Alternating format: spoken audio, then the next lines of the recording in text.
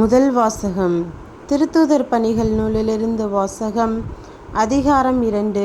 இறைவசனங்கள் 14 மற்றும் 22 33 முடிய. அப்பொழுது பேதுரு 11 சேர்ந்து எழுந்து நின்று உரத்த குரலில் அவர்களிடம் பின்வருமாறு கூறினார். யூத மக்களே, எருசலேம் வாழ் அனைத்து மானிடரே, இதை தெரிந்து கொள்ளுங்கள். என் சொற்களை கவனித்து கேளுங்கள். இஸ்ரேல் மக்களே, நீங்கள் இவ்வார்த்தைகளை கேளுங்கள். கடவுள் நாசரேத்து இயேசுவின் வழியாக உங்கள் நடுவில் வல்ல செயல்களையும் அருஞ்செயல்களையும் அரும் அடையாளங்களையும் செய்து அவரை இன்னார் என்று உறுதியாக காண்பித்தார். இது நீங்கள் அறிந்ததே. கடவுள் தாம் வரையறுத்துள்ள திட்டத்தின்படியும் தம் முன்னறிவிப்பின்படியும் இந்த இயேசுவை உங்கள் கையில் விட்டுவிட்டார். நீங்கள் திருச்சட்டம் அறியாதார் மூலம் அவரை சிலுவையில் அறைந்து கொன்றீர்கள். ஆனால் கடவுள் அவரை மரண வேதனையினின்று விடுவித்து உயிர்த்தெழச் செய்தார். ஏனென்றால் மரணம் அவரை தன் பிடியில் வைத்திருக்க முடியவில்லை. தாவீது அவரை குறித்து கூறியது: நான் ஆண்டவரை எப்போதும் என் கண்முன் வைத்துள்ளேன். அவர் என் வலப்பக்கம் உள்ளார். எனவே நான் அசைவுறேன். இதனால் என் இதயம் பேருவகை கொள்கிறது. என் நா மகிழ்ச்சியால் நிறைந்துள்ளது. என் உடலும் எதிர்பார்ப்பில் நிலைத்திருக்கும். ஏனெனில் என்னை பாதாளத்திடம் ஒப்படைக்க மாட்டீர். உம் தூயவரை படுகுழிக்கான விடமாட்டீர். வாழ்வின் வழியை நான் அறியச் செய்வீர். உமது முன்னிலையில் எனக்கு நிறைவான மகிழ்ச்சி உண்டு. சகோதர சகோதரிகளே, குலமுதல்வராகிய தாவீதை குறித்து நான் சொல்வதை மறுக்க மாட்டீர்கள். அவர் காலமாகி அடக்கம் செய்யப்பட்டார். அவரது கல்லறை இந்நாள் வரை நம்மிடையே இருக்கிறது. அவர் இறைவாக்கினர் என்பதால் அவருடைய வழித்தோன்றல் ஒருவர் அவரது அரியணையில் வீற்றிருப்பார் என்று கடவுள் உறுதியாக ஆணையிட்டு கூறியதை அறிந்திருந்தார்.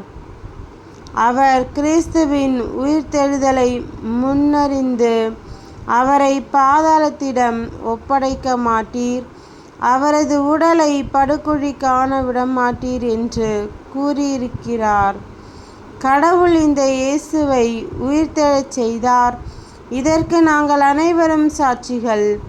அவர் கடவுளின் வலப்பக்கத்துக்கு உயர்த்தப்பட்டு வாக்களிக்கப்பட்ட தூய ஆவியை தம் தந்தையிடமிருந்து பெற்று பொழிந்தருளினார். நீங்கள் காண்பதும் கேட்பதும் இதுதான். ஆண்டவரின் அருள்வாக்கு. இறைவா, உமக்கு நன்றி. இரண்டாம் வாசகம். புனித பேதுரு எழுதிய முதல் திருமுகத்திலிருந்து வாசகம். அதிகாரம் 1. இறைவசனங்கள் 17 21 முடிய. நீங்கள் தந்தையே என அழைத்து மன்றாடுபவர். ஆள் பார்த்து அல்லாமல் அவரவர் செயல்களின்படியே தீர்ப்பு வழங்குகிறார். ஆகையால் இவ்வுலகில் நீங்கள் அந்நியராய் வாழும் காலமெல்லாம் அவருக்கு அஞ்சி வாழுங்கள். உங்கள் மூதாதையரிடமிருந்து வழி வழியாய் வந்த வீணான நடத்தை நின்று உங்களை விடுவிக்க கொடுக்கப்பட்ட விலை என்னவென உங்களுக்கு தெரியும். அது பொன்னும் வெள்ளியும் போன்று அழிவுக்குட்பட்டது அன்று. மாறாக மாசு மறுவற்ற ஆட்டுக்குட்டியை போன்ற கிறிஸ்துவின் உயர் மதிப்புள்ள இரத்தமாகும். உலகம் தோன்றும் முன்னரே முன்குறிக்கப்பட்ட அவர் இந்த கடைசி காலத்தில் உங்களுக்காக வெளிப்படுத்தப்பட்டார்.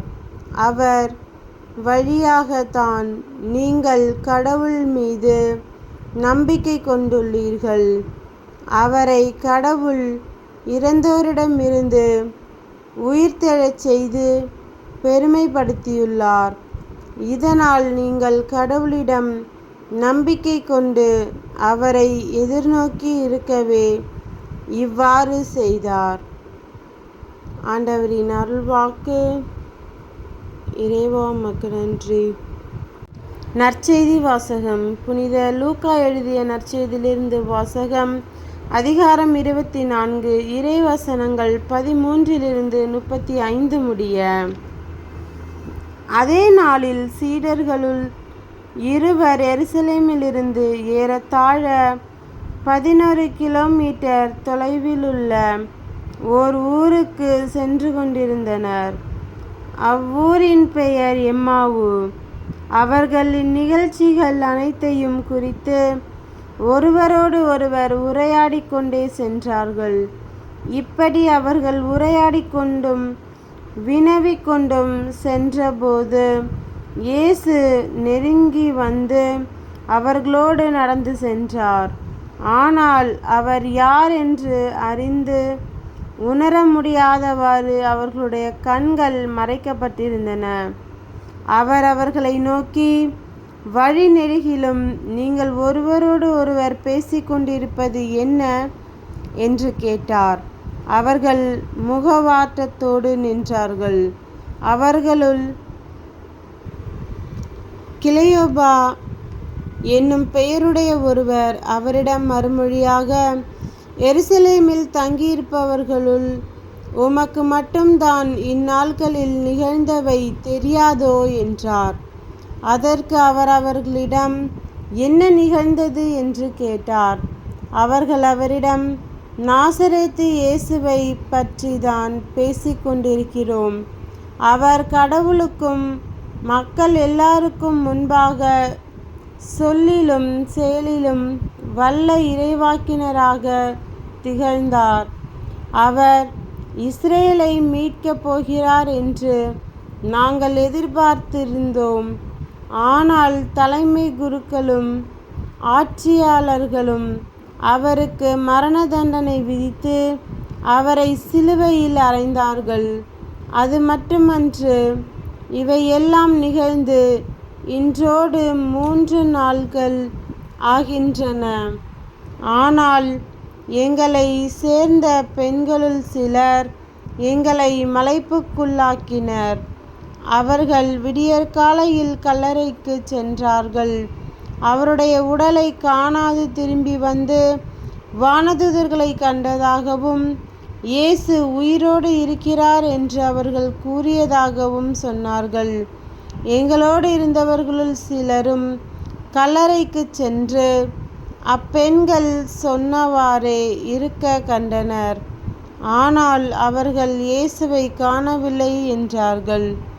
இயேசு அவர்களை நோக்கி, அறிவிலிகளே, இறைவாக்கினர்கள் உரைத்த எல்லாவற்றையும் நம்ப இயலாத மந்த உள்ளத்தினரே, மெசியா தாம் மாட்சி அடைவதற்கு முன் இத்துன்பங்களை பட வேண்டுமன்றோ என்றார்.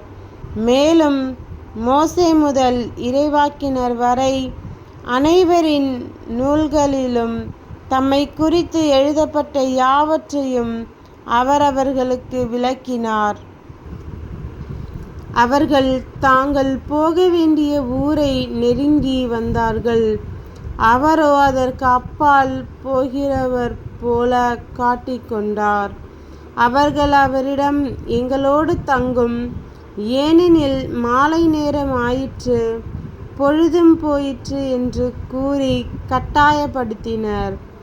அவரும் அங்கு தங்குமாறு அவர்களோடு சென்றார்.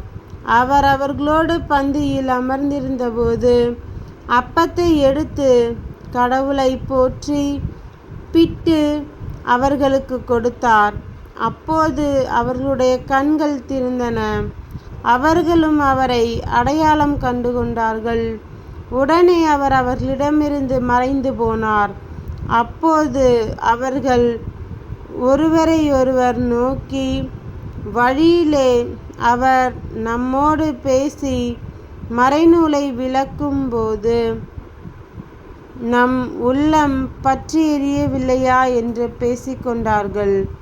அந்நேரமே அவர்கள் புறப்பட்டு எருசலேமுக்கு திரும்பி போனார்கள். அங்கே 11 அவர்களோடு இருந்தவர்களும் குழுமியிருக்க கண்டார்கள். அங்கிருந்தவர்கள், ஆண்டவர் உண்மையாகவே உயிருடன் எழுப்பப்பட்டார், அவர் சீமோனுக்கு தோன்றியுள்ளார் என்று சொன்னார்கள். அவர்கள் வழியில் நிகழ்ந்தவற்றையும் அவர் அப்பத்தை பிட்டு கொடுக்கும்போது அவரை கண்டுணர்ந்து கொண்டதையும் அங்கிருந்தவர்களுக்கு எடுத்துரைத்தார்கள். கிறிஸ்துவின் நற்செய்தி. கிறிஸ்துவே உமக்கு புகழ்.